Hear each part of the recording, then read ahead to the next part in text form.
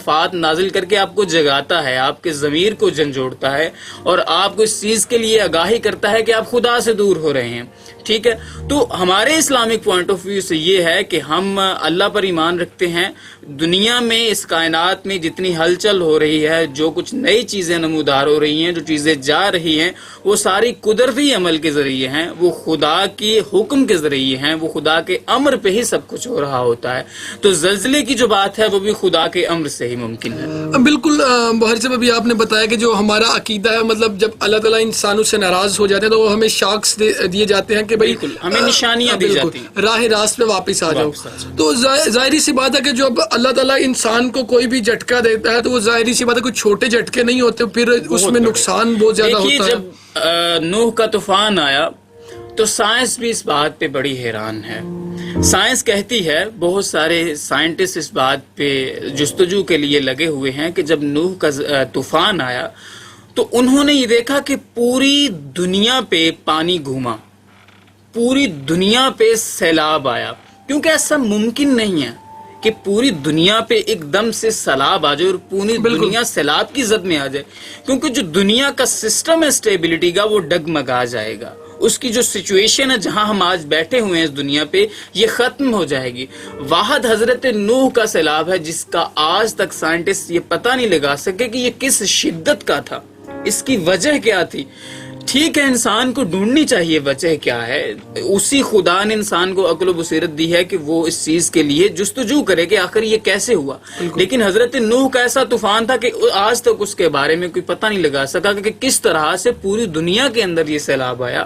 اور پھر یہ دیکھیے کہ اس سیلاب آنے کی صورت میں صرف حضرت نوح کی کشتی بچی، اس کے علاوہ دنیا میں جتنے انسان تھے، جتنے حیوان تھے، جتنے جاندار تھے، وہ سب ختم ہوئے. جب پھر حضرت نوح کی کشتی ترکی کے اندر ایک شہر ہے جہاں پر جا کر رکی، پھر انسانی زندگی دوبارہ سے جو ہے وہ سٹارٹ ہوئی. جاندار جو کشتی کے اندر سوار تھے انہوں نے اپنی آگے نسل بقا کا جو ہے وہ آگے اپنا فریضہ سر انجام دیا. تو یہ ساری چیزیں ساتھ ساتھ ہیں، یہ قدرتی جو ہے یہ اعمال ہیں، یہ قدرتی آفات جو ہیں یہ ہمارے اعمالوں پہ آتی ہیں، ہماری بدیوں پہ آتی ہیں. جب ہم کسی چیز کی حد کر دیتے ہیں، ہمارا رب اتنا رحیم ہے، اس کی صفت ہے رحیم، لیکن وہ خدا جبار ہی بھی ہے، وہ خدا قہار بھی ہے. جب انسان بہت زیادہ گمراہ ہو جاتا ہے تو خدا اسے نصیحت کے لیے، خدا اسے اس کی راہ پہ لانے کے لیے پھر اس پہ عذاب بھی نازل کرتا ہے اور اپنی مختلف نشانیوں کے ذریعے اسے یہ بتاتا ہے کہ کوئی ایسی ہستی موجود ہے جو تم پہ غالب رکھتی ہے اور تم سے زیادہ طاقتور ہے، سو اس کی طرف لوٹا. بالکل، جو معجزے ہیں وہ تو انسان کی عقل و بصیرت سے اوپر کی کہیں کہانی ہے اور وہ انسان کی عقل و بصیرت میں نہیں آ سکتی. بالکل، معجزہ ہوتا ہی وہی ہے. ہم معجزہ کہتے ہی اسے ہیں جو انسانی عقل سے، انسانی بصیرت سے بالکل دور ہو، ہم اسے سمجھ نہ سکیں، معجزہ کہتے ہی اسے. تو بہاری صاحب دیکھیں، پھر ان قدرتی آفات کی وجہ سے جو دنیا میں نقصان ہوئے وہ کتنے لگ بھگ ہوئے اور کہاں بہت زیادہ نقصان ہوئے؟ میرے پاس کچھ ریشوز موجود ہیں جو میں آپ کو بتاتا چلوں. 2001 میں جو ہے وہ بھارت کے اندر گجرات میں زلزلہ آیا جس سے 20,000 افراد ہلاک ہوئے. اس کے علاوہ 1990 کی دہائی میں ایران کے اندر زلزلہ آیا جس سے 40,000 افراد ہلاک ہوئے. اس کے علاوہ 1976 میں چین کے اندر زلزلہ آیا جس سے 1.5 لاکھ افراد لقمہ اجل بنے، جاں بحق ہوئے. 1939 میں ترکی کے اندر زلزلہ آیا جس سے 40,000 ہلاکتیں ہوئی. ٹھیک ہے، پھر 1920 میں یہ تاریخ کا سب سے بدترین زلزلہ ہے جس میں آلموسٹ 2.5 لاکھ افراد لقمہ اجل بنے. ٹھیک ہے، ابھی ریسنٹلی جو 25 اپریل 2015 میں نیپال کے اندر زلزلہ آیا اس میں بہت زیادہ ہلاکتیں ہوئی. زمین نے ایک دفعہ لرزہ کھایا، جو مکانات تھے، جو بلڈنگیں تھیں، انہیں بہت زیادہ شدت سے نقصان پہنچا اور زمین کے اندر دراڑیں پڑ گئیں. اس طرح کی صورتحال تھی. تو دنیا میں جتنی آفتیں آئی ہیں، آپ جاپان کی سونامی دیکھ لیجئے، قدرت اس کا ہم سائنسی بنیاد پہ ٹھیک ہے کہ اندازہ لگاتے ہیں، لیکن ہم کس حد تک اندازہ لگا سکتے ہیں یہ دیکھیے. دنیا میں جتنی تباہی ہوئی ہے اس کا آج تک تخمینہ لگانا بہت مشکل ہے. ہاں، ہم تخمینہ ایک دے دیتے ہیں بھائی اتنا نقصان ہوا ہے، لیکن اس کا تخمینہ صرف قدرت لگا سکتی ہے. وہ قدرت کے پاس اس کا حق ہے کہ قدرت، کیونکہ قابض ہے ہر چیز کے پاس، وہ ہر چیز پہ قدرت رکھنے والی خدا کی ذات ہے. جاپان کا زلزلہ دیکھیے، وہ کتنے فٹ اونچی ایک لہر آتی ہے جسے ہم سوچ بھی نہیں سکتے. ٹھیک ہے، آپ دنیا کے اندر سیلاب دیکھ لیجئے، قرآن کے اندر موجود ہے کہ جنہوں نے بند باندھے، پھر ہم نے ان کے علم والوں کو جنہوں نے بند باندھے، ہم نے ان کے ہی بند کو مٹا دیا، ان کو ختم کر دیا. تو یہ قدرت کے فیصلے ہیں. دنیا میں بہت زیادہ سیلاب کی صورت میں نقصانات دنیا نے اٹھائے ہیں، اور لاکھوں کی تعداد میں دنیا غرق ہوئی ہے اس چیز کے حوالے سے، اور بلینز کی تعداد میں انسان نے جانی و مالی نقصان اٹھایا. اب بالکل یہ انسان کے بس میں نہیں ہے، ورنہ انسان قدرت کا لکھا ہوا بھی کاٹتا. تو بخاری صاحب، جو دنیا میں قدرتی آفات سے نمٹنے کے لیے کیا اقدامات کیے جاتے ہیں؟ دیکھیے، سوسائٹی اپنے تجربات سے بہت کچھ سیکھتی ہے. ہم اگر امریکن سوسائٹی کی بات کریں تو انہوں نے بہت زیادہ دیکھی ہیں، سونامیز دیکھی ہیں، سمندری طوفان دیکھے ہیں. جاپنیز سوسائٹی کی بات کریں تو ریسنٹلی ان کے پاس سونامی آئی ہوئی تھی جس میں ہزاروں ہلاکتیں ہوئیں. انہوں نے بہت زیادہ نقصان اٹھایا. چین نے بہت زیادہ نقصان اٹھایا. جیسے میں بات کر رہا تھا 1920 کے، چین کے اندر 2.5 لاکھ افراد جاں بحق ہوئے. نیپال نے ریسنٹلی بہت زیادہ نقصان اٹھایا. ہم نے 2005 کے زلزلے میں جو 8 اکتوبر کو زلزلہ آیا اس میں ہم نے بہت زیادہ نقصان اٹھایا، اور اس میں ہماری 86,000 افراد جاں بحق ہوئے. جو پاکستانی حکومت نے وہ فگرز نہیں دیے، لیکن عالمی طور پہ جو وہاں پہ تنظیمیں کام کر رہی تھیں انہوں نے یہ فگرز دیے کہ 86,000 وہاں پہ ہلاکتیں ہوئی ہیں. اب یہ دیکھیے دنیا کے اندر، اب دبئی دیکھ لیجئے، دبئی کے اندر جو انفراسٹرکچر ہے وہ ایک بہت اپنی ایک بنیاد رکھتا ہے. آپ برج خلیفہ کو دیکھ لیجئے. اب برج خلیفہ اس ترتیب سے بنائی گئی ہے، وہ دنیا کی دوسری سب سے بڑی عمارت ہے جو بنائی گئی ہے. اس کے اب سب سے پہلے سعودی عرب کی آ رہی ہے جو عمارت بنائی جا رہی ہے. آپ یہ دیکھیے کہ اس کی جو بنیاد ہے وہ بڑی مضبوط ہے، اس کا جو سسٹم ہے وہ بڑی، اگر اس میں زلزلہ آ جائے یا سیلابی صورتحال ہو جائے تو اس کا اس طریقے سے سسٹم کیا گیا ہے کہ وہ اپنی جگہ سے دوسری جگہ 20 فٹ تک موو ہو سکتی ہے. اتنی اس کے اندر جو ہے وہ فلیکسیبلٹی رکھی گئی ہے اس کے اندر.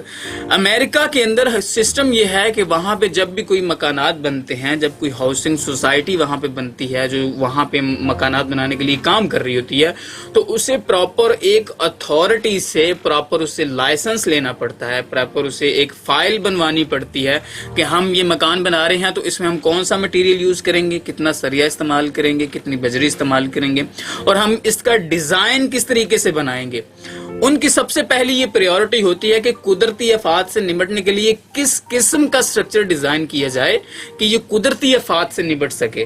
اس میں کوئی شک نہیں ہے، قدرت کے آگے کوئی چیز چاہے وہ انسان کی بنائی ہوئی جتنی مرضی مضبوط چیز ہو لیکن وہ ختم ہو جاتی ہے. لیکن یہ قدرت نے ہی انسان کو طاقت دی ہے کہ وہ اپنی عقل سے، اپنی بصیرت سے اس چیز کو کنٹرول کر سکے. چائنا کے اندر مختلف قسم کی جو بلڈنگز بنائی جا رہی ہیں، جو لیٹسٹ انسٹیٹیوشنز بنائے جا رہے ہیں، وہ بہت اچھے بنائے جا رہے ہیں. وہ ساری سیلابی صورتحال کو دیکھتے ہوئے، زلزلے کی صورتحال کو دیکھتے ہوئے بنائے جا رہے ہیں. جاپنیز نے چونکہ بہت کچھ سیکھا ہے سونامی سے، ان بیچاروں کا بڑا نقصان ہوا ہے، پھر بھی وہ ایسی قوم ہے وہ اٹھی ہے، اس نے اپنا انفراسٹرکچر دوبارہ سے بنایا ہے، خود کو بلڈ کیا ہے. اب انہوں نے کیا کیا ہے کہ انہوں نے باقاعدہ طور پر یہ آپ دیکھیے کہ انہوں نے جو وہاں پہ جہاں سونامی آتی تھی وہاں انہوں نے اس قسم کی بلڈنگز بنا دی ہیں، اس قسم کی باڑ بنا دی ہے، اس قسم کا بیریئر کریٹ کر دیا ہے کہ سونامی جب آ کے ان کے شہر سے ٹکرائے یا ان کے کسی دیہات سے آ کے ٹکرائے یا جو سمندری علاقے آباد ہیں تو وہاں سے کم نقصان ہو. اب دنیا یہ چاہ رہی ہے کہ اگر آپ کے پاس قدرتی آفات آتی ہیں تو ان قدرتی آفات کی آنے کی صورت میں لمیٹڈ نقصان ہو، جتنا ہم نے ہسٹری میں نقصان اٹھایا ہے اس سے بہت کم ہو. اس کے برعکس اصل میں 3 کیٹیگریز ہیں دنیا میں جو پائی جاتی ہیں ملکوں کی. ایک کو ہم کہتے ہیں under developed countries, under developing countries, پھر ہوتا ہے ڈیولپنگ کنٹریز، اور پھر آتا ہے ڈیولپڈ کنٹریز. ٹھیک ہے، ہم ڈیولپنگ کنٹریز میں شمار ہوتے ہیں. اس سے پہلے امریکہ جو ہے وہ ڈیولپ کنٹری میں شمار ہوتا ہے، چائنیز ڈیولپ کنٹری میں شمار ہوتے ہیں، Japan, France, Italy, Canada, British, یہ سارے ڈیولپ کنٹریز میں آتے ہیں. ہم جو ڈیولپنگ کنٹریز ہیں ان کا مسئلہ یہ ہے کہ ہمارا جو انفراسٹرکچر ہے وہ اس بیس پہ نہیں بنایا جاتا کیونکہ ہمارے پاس اتنی فیسلٹیز نہیں ہیں، ہمارے پاس وہ حکومتیں نہیں ہیں کہ جو ہمیں گائیڈ لائن دے سکیں، ہم سے اس طریقے سے وہ معاونت کر سکیں کہ جو شہری ہے اسے کس طریقے سے اپنا ایک گھر کس طریقے سے بنانا چاہیے, اسے جو وہ بلڈنگ بنا رہا ہے وہ کس طریقے سے بنانا چاہیے, اور کس علاقے میں ڈبل سٹوری ہونی چاہیے, کس علاقے میں کتنی ہم منزلیں بنا سکتے ہیں, کس علاقے میں کتنی. اب کشمیر جیسے علاقے میں ایک منزل سے زیادہ نہیں بنانا چاہیے. اس کی وجہ یہ ہے کہ وہاں پہ جو پہاڑی علاقے ہوتے ہیں وہاں پہ عموماً زلزلے آتے ہیں, یہ قدرتی عمل ہے. جہاں لینڈز ہیں, جہاں پہ ہموار سطح ہے, وہاں پہ آپ بنا سکتے ہیں, وہ بھی اس صورت میں کہ جب سیلابی صورتحال وہاں پہ ہو تو آپ کا جو سٹرکچر ہے وہ اس قدر نیچے مضبوط ہو. جتنی دیکھیے آپ کوئی راک دیکھتے ہیں سمندر کے اندر تو جتنی وہ باہر دکھائی دیتی ہے اس سے دگنی وہ اندر دکھائی دے رہی ہوتی ہے. یہ اس کی اس پانی کے اندر مضبوطی سے ٹھہرنے کی علامت ہوتی ہے. ہماری بلڈنگز کیا ہیں, ہم ان کی روٹس ہیں اس کو مضبوط نہیں کر رہے ہوتے. پاکستان کے اندر ایشو یہ ہے. اب ریسنٹلی میرپور کے اندر زلزلہ آیا, وہاں پہ جاتلاں کے اندر بہت زیادہ گاؤں ہیں, وہاں پہ بہت زیادہ تباہی ہوئی. میں دیکھ رہا تھا تصاویر میں نے دیکھا کہ وہ بہت زیادہ مکانات ایسے گرے ہیں. اب ان کی وجہ کیا ہے؟ ان میں موسٹلی جو مکانات تھے وہ ڈبل سٹوریز تھے. بالکل ٹھیک ہے, ایک گھر کے اوپر دوسری سٹوری بنی ہوئی تھی. تو اس طریقے سے یہ سسٹم جو ہے اس کو ٹھیک کرنے کی ضرورت ہے. حکومت پاکستان کو اس میں تعاون کرنے کی ضرورت ہے کہ لوگوں کو اویئر کیا جائے کہ کس طرح کا سٹرکچر ہونا چاہیے, کس علاقے کے لیے کس طرح کا سٹرکچر بنایا جائے جو قدرتی آفات سے ہمیں محفوظ رکھے. بالکل. تو بخاری صاحب آج 8 اکتوبر ہے, اور اگر 14 سال پہلے چلا جائے 2005 میں تو زلزلہ آیا پاکستان میں جس میں تقریباً 86,000 لوگ لقمہ اجل بن گئے. تو دیکھیں گے جو تب زلزلہ آیا اس زلزلے سے کس قدر پاکستان کی معیشت کو نقصان ہوا اور جانی و مالی نقصان ہوا. دیکھیے یہ زلزلہ جو ہے, یہ اس زلزلے میں جو 8 اکتوبر کو آیا اس سے پاکستان, افغانستان اور بھارت کو سب سے زیادہ نقصان پہنچا. اور پاکستان میں صوبہ کشمیر میں, آزاد کشمیر میں, خیبر پختونخوا میں زلزلہ, اور یہ 7.6 سیکٹر اسکیل کا یہ شدت کا یہ زلزلہ تھا. تاریخ کا یہ بدترین زلزلہ ہے پاکستان کی ہسٹری کا, اور دنیا کا یہ 4تھے نمبر پہ سب سے برا زلزلہ ہے جس سے بہت زیادہ جانی و مالی نقصان ہوا. پاکستان کے اندر 86,000 افراد اس کا لقمہ اجل بنے, جاں بحق ہوئے. اس کے علاوہ پاکستان کو تقریباً $5 ارب کا نقصان اٹھانا پڑا مالی طور پہ, اس قدر اس کا نقصان ہوا. اب یہ دیکھیے کہ اس زلزلے کے نتیجے میں ہمارا جو انفراسٹرکچر جموں کشمیر میں آزاد کشمیر میں تباہ ہوا, جو ہمارا کشمیر کے اندر مظفر آباد میں خاص طور پر جو تباہی ہوئی, پنجاب کے اندر تباہی ہوئی, اور خاص طور پہ خیبر پختونخوا کے اندر جو تباہی ہوئی, اس کا انفراسٹرکچر ابھی تک نہیں بن پایا. اور سب سے زیادہ اس زلزلے کا نقصان جو ہے وہ اسکولوں کو ہوا, کیونکہ یہ جو زلزلہ ہے وہ تقریباً صبح 8 بجے آیا. یہ زلزلہ AM میں 8 AM میں تقریباً یہ زلزلہ آیا. تو اس زلزلے کی صورت میں جو اسکول میں بچے پڑھ رہے تھے انہیں بہت زیادہ شدید نقصان پہنچا. وہ بچے جو ہے وہ ملبے کے نیچے دب گئے, اور موسٹلی جو ہلاکتیں ہوئیں وہ بچوں کی ہلاکتیں ہوئیں. اس کے زمرے میں بہت زیادہ نقصان ہوا. تو پاکستان کے لیے یہ بہت برا دن ہے. آج وزیر اعظم عمران خان نے بھی ان خاندانوں سے تعزیت کا اظہار کیا ہے کہ جن کے پورے خاندان اس زلزلے کی صورت میں غرق ہو گئے اور جاں بحق ہو گئے. خدا ان کی مغفرت فرمائے. تو یہ جو اظہار تعزیت ہوتا ہے یہ کسی بھی قوم کے لیے بہت ضروری ہوتا ہے, خاص طور پر وہ ایک خلیفہ, وہ ایک سردار جو ان کو ڈیل کر رہا ہوتا ہے, جسے ہم پاکستان میں وزیر اعظم کہتے ہیں. تو یہ ایک وزیر اعظم صاحب کا بھی ایک مثبت قدم ہے, وہ اس طرح سے اظہار تعزیت کر رہے ہیں. یہ زلزلہ ہمیشہ ہمیں یاد رہے گا, چاہے اس کو 14 سال گزر گئے ہیں, لیکن پھر بھی یہ زلزلہ ہمیں یاد ہے کیونکہ ہم نے اس زلزلے میں بہت کچھ کھویا ہے. بالکل, اس زلزلے میں بہت سارے لوگوں نے اپنے خاندان کے بہت سارے معزز لوگ, بہت سارے قریبی لوگ کھوئے ہیں. تو بخاری صاحب جیسا کہ آپ نے بات کی کہ دنیا میں جب قدرتی آفات آتی ہیں تو دنیا کیسے نمٹتی ہے, تو اب ہم پاکستان کی بات کریں گے. جب پاکستان میں ایسی قدرتی آفات آتی ہیں جیسے نیچرل ڈیزاسٹرز آتے ہیں, تو پاکستان میں کیا اقدامات کیے جاتے ہیں؟ پچھلی 5 سالہ حکومت میں غیر سیاسی اگر ہم گفتگو کریں تو بہت زیادہ اقدامات کیے گئے ہیں. اس حوالے سے خاص طور پر نہری نظام پہ بہت زیادہ توجہ دی گئی ہے, سیلابی صورتحال کو کنٹرول کرنے کے لیے بہت زیادہ توجہ دی گئی ہے. اصل میں بات یہ ہے پیچھے بھی ہم بات کر رہے تھے کہ ہمیں ایک سسٹم ایسا بنانے کی ضرورت ہے کہ پاکستان میں کیا چیزیں کہاں پر ڈیولپ ہونی چاہیے. بالکل. انڈسٹری کے لیے کیا پلیس ہونی چاہیے, آپ کی جو رہائشی سوسائٹیز ہیں, جو لوگ رہ رہے ہیں, وہ کس قسم کی جگہ پہ رہنے چاہیے, اور ان کا ایک مربوط نظام ہونا چاہیے کہ کس جگہ پہ کس طریقے کا انفراسٹرکچر قائم کیا جا سکتا ہے.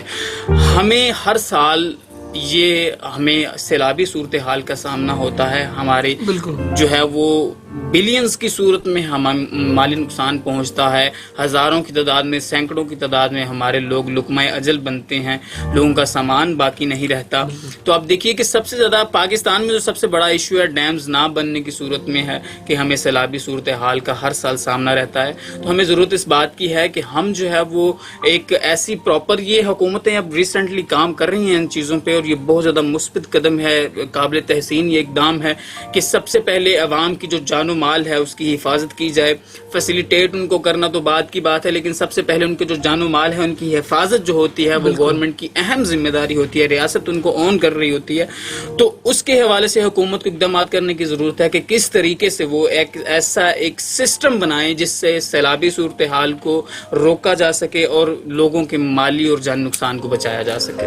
تو سامعین و ناظرین, یہ سوال آپ سے بھی ہے, اور بہاری صاحب میرا یہ سوال آپ سے بھی ہے کہ جب کیا ہم یا پاکستان میں گھر بنائے جاتے ہیں تو جب اس کا انفراسٹرکچر آیا کہ ایسا ہوتا ہے کہ وہ قدرتی آفات سے نمٹ سکے, یا کوئی سیلاب آ گیا ہے, زلزلہ آ گیا, اس سے نمٹ سکے؟ بالکل ہوتا ہے. ہم یہ دیکھیے کہ ہم اپنے مکانات میں, خاص طور بڑی بلڈنگز کو تو چھوڑ دیجئے نا, بڑی بلڈنگز کا پراپر ایک اس کا نقشہ ہوتا ہے, پراپر نظام ہوتا ہے. جو چھوٹے گھر ہیں ان کے اندر ہم سریے کا استعمال بہت کم کرتے ہیں, لوہے کا استعمال بہت کم کرتے ہیں. آپ ارد گرد نظر ڈال کے دیکھیے, جو ہمارے مکانات بن رہے ہوتے ہیں اس میں ہم جو PCC ڈال رہے ہوتے ہیں وہ بہت لمیٹڈ ہوتی ہے. ہم زیادہ اینٹوں کا استعمال کر رہے ہوتے ہیں, سیمنٹ کا استعمال کر رہے ہوتے ہیں. جو زلزلے کی صورت میں بلڈنگز کو جو سہارا دے رہی ہوتی ہے چیز, وہ اس کو سریا دے رہی ہوتی ہے. اس کی مضبوطی جو پوری بلڈنگ کو ایک سکیچ کی صورت میں, ایک جال کی صورت میں جو پرووائڈ کر رہے ہوتا ہے, وہ اس کا سریا اس کو پرووائڈ کر رہا ہوتا ہے. ضرورت اس بات کی, اصل میں نا ہم صرف اپنے پریزنٹ کو دیکھ کے چیزیں ہیپننگ کرتے ہیں, ہم فیوچر کو پریڈکٹ کر کے فیوچر کے حساب سے کام نہیں کرتے. جب تک یہ قوم اپنے مستقبل کو دیکھتے ہوئے کام نہیں کرے گی تب تک یہ مسئلے ٹھیک نہیں ہوں گے.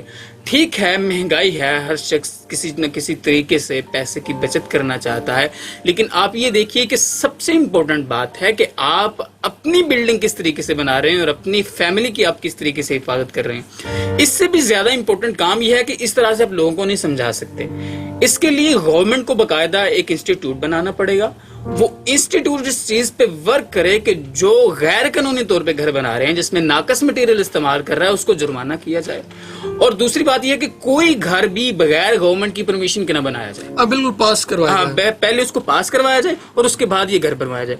تو اس صورت میں ہی ہم اس سے نمٹ سکتے ہیں, اس صورت میں ہی ہم یہ کام کر سکتے ہیں کہ ہم اس طریقے سے گھر بنائیں کہ قدرتی آفات سے نمٹا جائے. تو بہاری صاحب یہ بات تو ٹھیک ہوگی, ہماری جو اسکول ہیں, کالجز ہیں اور جامعات ہیں, ان میں قدرتی آفات سے نمٹنے کے لیے کوئی تربیت دی جاتی ہے, کوئی اویئرنیس یا کوئی ورکشاپس وغیرہ؟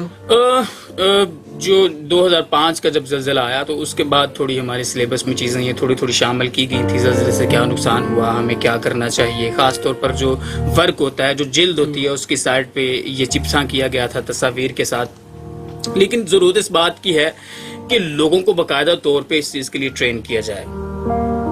جاپنیز کے اندر وہ اپنے بچوں کو پہلی کلاس سے لے کے 5ویں کلاس تک صرف اخلاقیات کی تعلیم دیتے ہیں, کیونکہ انہیں یہ سب سے زیادہ ضرورت ہے. اصل میں ڈیپینڈ کرتا ہے پریورٹیز پہ, ہماری پریورٹیز کیا ہیں.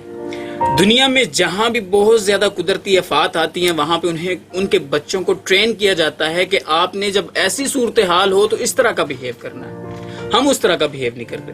ہماری یونیورسٹیز بہت زیادہ اس چیز کے حوالے سے سپورٹ کرتی ہیں, سیمینارز کرواتے ہیں. آج بھی سیمینار اس حوالے سے 1122 والے اس حوالے سے سیمینار کر رہے ہیں, جس میں وہ ٹریننگ دیں گے کہ جب ایسی صورتحال ہو تو آپ نے کیا کرنا ہے, کس طریقے سے بچا جا سکتا ہے. دوسرا, ہمارے ہاں فرسٹ ایڈ کا بہت زیادہ مسکنسیپشن ہے. ہم فرسٹ ایڈ کو اس طریقے سے یوٹیلائز نہیں کرتے, ہمیں فرسٹ ایڈ کا پتہ ہی نہیں ہے, عوام کو فرسٹ ایڈ کا نہیں پتا. اب سیلابی صورتحال میں, قدرتی آفات میں سب سے زیادہ ضرورت ہوتی ہے کہ آپ فرسٹ ایڈ کس طرح سے لوگوں کو دے رہے ہیں. ٹھیک ہے. تو اس طریقے سے اس حوالے سے کالجز میں, یونیورسٹیز میں, اسکولوں میں بہت زیادہ تربیت کی ضرورت ہے. کم سے کم سال میں ایک ایسا سیمینار ہو جس میں لوگوں کو یہ ورکشاپ کروائی جائے کہ ایسی صورتحال میں آپ کس طریقے سے نمٹ سکتے ہیں اور کس طریقے سے آپ نے اس ساری چیزوں سے بچنا ہے. تو یونیورسٹیز اس میں بہت اہم کردار ادا کر رہی ہیں. گورنمنٹ کو بھی اس چیز پہ جو ہے نا وہ عمل کرنے کی ضرورت ہے کہ جو پبلک سیکٹرز ہیں وہاں پہ باقاعدہ طور پر یہ ٹریننگ دی جائے. بالکل. تو بھائی صاحب دیکھیں گے قدرتی آفات ہوتی ہیں کہ جو اچانک سڈنلی ہیپننگ ان کی ہو جاتی ہے, سڈنلی آ جاتی ہے. جیسے ابھی کچھ دنوں پہلے پاکستان میں زلزلہ آیا جو میرپور کے علاقے میں جاتلا والی سائڈ پہ کافی سارا نقصان ہوا, وہ کافی شدت سے تھا. تو مطلب جب کوئی بھی اچانک قدرتی آفات آ جائے تو ہمیں اس سے کیسے نمٹنا چاہیے؟ مطلب ہمارے سامعین کو اور ناظرین کو بتائیں گے جب اگر آپ ایک بلڈنگ میں ہیں تو آپ نے اپنے آپ کو کیسے بچانا ہے, کیسے مطلب اس کی جو احتیاطی تدابیر ہیں وہ کیا کرنی ہے؟ جی بالکل. فرسٹ آف آل تو یہ ہے کہ جب بلڈنگ میں آپ موجود ہوں, جب ایسی زلزلے کی صورتحال ہو, جو فوراً آپ کو نکل جانا چاہیے. اور اس طریقے سے نہیں نکلنا چاہیے کہ بھگدڑ مچ جائے, لوگ جو ہے وہ باہر نکلنے کی بجائے بھگدڑ ایسی مچ جائے کہ اسی دوران لوگ کچھ جاں بحق ہو جائیں. اس طریقے کا نہیں, لوگ زخمی ہو جائیں, لوگ اندر رہ جائیں. بلکہ اس ایسی سچویشن میں صبر و تحمل کا مظاہرہ کرنا چاہیے اور پراپر ایک سسٹم کے تحت آپ کو باہر ان چیزوں سارے سے نکلنا چاہیے. آپ کسی ادارے میں موجود ہیں, آپ کسی جگہ ایسی موجود ہیں جہاں نکلنا بہت مشکل ہے, تو بہتر یہ ہے کہ آپ وہاں تحمل کا مظاہرہ کریں اور ایک سسٹم کے تحت اس بلڈنگ سے باہر نکلیں. اور آپ جب باہر نکلیں تو آپ تھوڑے جھکے ہوئے ہوں, یعنی آپ کی جو بیک بون ہے, وہ آپ کا جو سر ہے وہ تھوڑا جھکا ہوا ہو, نہ آپ بیٹھے ہوں نہ آپ پراپر کھڑے ہوں, بلکہ تھوڑے جھکے ہوئے ہوں. یہ انسان کی تھوڑی سٹیبلٹی ہو جاتی ہے, کیونکہ ایسے ایسے جگہ موو کر رہی ہوتی ہے, زمین ہل رہی ہوتی ہے. تو اس طریقے سے آپ جب اس طرح اپنے آپ کو تھوڑا بینڈ کر لیں گے, تھوڑا موو کر لیں گے, تو آپ کو نکلنے میں آسانی ہوگی. آپ اس جو آپ کا وہ موو ہو رہی ہے زمین, اس سے آپ بچ جائیں گے. اگر آپ صرف سیدھے بھاگیں گے تو اس کے ریزن یہ ہوگا کہ آپ گریں گے, کیونکہ زمین آٹومیٹکلی ہل رہی ہے. جب آپ خود کو تیار کر لیتے ہیں ایسے تھوڑا بینڈ کر کے, تو آپ اس صورتحال سے نمٹ سکتے ہیں. وہ اس میں ایک مؤثر کردار ادا کر سکتی ہے. تو موسٹلی لوگوں کو بلڈنگ کے پاس نہیں ہونا چاہیے, بلڈنگ سے دور چلے جانا چاہیے اور بیٹھ جانا چاہیے, نیچے بیٹھ جانا چاہیے. سیلابی صورتحال جب ہو قدرتی آفات میں, تو تب جب بھی گورنمنٹ اس چیز کے حوالے سے اعلان کر رہی ہو, اعلانات کروا رہی ہو, تو بہت سارے لوگوں کی ضد ہوتی ہے جی ہم گھر چھوڑ کے نہیں جائیں گے. تو ایسا نہیں کرنا چاہیے. گورنمنٹ آپ کے لیے کام کر رہی ہے, تو اس جگہ سے آپ کو موو کر جانا چاہیے جہاں پہ حکومت آپ کے لیے وہ سارے انتظامات کر رہی ہے. تو سب سے اہم یہ بات ہوتی ہے کہ آپ اس جگہ پر جہاں آپ رہ رہے ہیں اس کو کس طریقے سے آپ ہینڈل کرتے ہیں. تو اس میں سب سے زیادہ پیشنس کا کردار ہے وہ ادا کرنا چاہیے اور لوگوں کی ہیلپ کرنی چاہیے. یہ نہیں ہے کہ صرف اپنے آپ کو دیکھنا چاہیے, بلکہ لوگوں کو بھی دیکھنا چاہیے کہ وہ بیچارے کس طرح سروائیو کر سکتے ہیں اور ان کو بھی بچانا چاہیے. بالکل. جب بہر صاحب میرا آپ سے آخری سوال ہے, ہمارا شو کا وقت بھی اختتام کو ہے, کہ دیکھیں گے گورنمنٹ آف پاکستان کا میرا خیال ہے کوئی ایسا انسٹیٹیوشن نہیں ہے کہ جب قدرتی آفات آ سکے تو انہیں ریسکیو کرے. ریسکیو 1122 والے تو ایک الگ ادارہ ہے جو باقی چیزیں ہیں, یا جب بھی ایسا ہوتا ہے تو مطلب ہمیں آرمی ہماری اپروچ کرتی ہے. تو آپ کا خیال نہیں کہ اس کے لیے ایک مکمل ادارہ ہونا چاہیے جو اس پہ کام کرے؟ اس کے لیے فلڈ اتھارٹی اس کے لیے ہے, بالکل کام کر رہی ہے. لیکن اصل میں کسی ملک کا سب سے بڑا مسئلہ جو ہوتا ہے وہ کرپشن ہوتا ہے, اور کچھ ایسے افراد ہوتے ہیں, غیر سیاسی طور پہ ہم بات کریں, یہ ہمارا ملک ہے, ہم نے اسے سنوارنا ہے, ہم نے اسے بنانا ہے اور ہمیں اس ملک کو کچھ دینا ہے. تو بات یہ ہے کہ اتھارٹیز موجود ہیں, اس کے لیے کام کر رہی ہیں, لیکن ضرورت اس امر کی ہے کہ وہ اتھارٹی بغیر کسی دباؤ کے کام کرے اور لوگوں کے لیے سروائیو کرے, اور جو ان کا حق ہے پراپرلی وہ انہیں فراہم کرے, اور ایسے ورک کرے کہ جس طریقے سے اس ملک کے لیے اس کی خدمت کی جا سکتی ہے, اس ملک کے لیے کام کیا جا سکتا ہے. بالکل. بہر صاحب بہت شکریہ. سامعین ناظرین, آپ نے سنا بہاری صاحب نے بڑے مدلل انداز میں بتایا کہ جو قدرتی آفات ہیں ان سے کتنا نقصان ہوا ہے, ان سے کیسے نمٹا جا سکتا ہے. تو آج کے لیے فی الحال اتنا ہی. اسی کے ساتھ اپنے میزبان حامد میر کو دیجیے اجازت. اللہ نگہبان.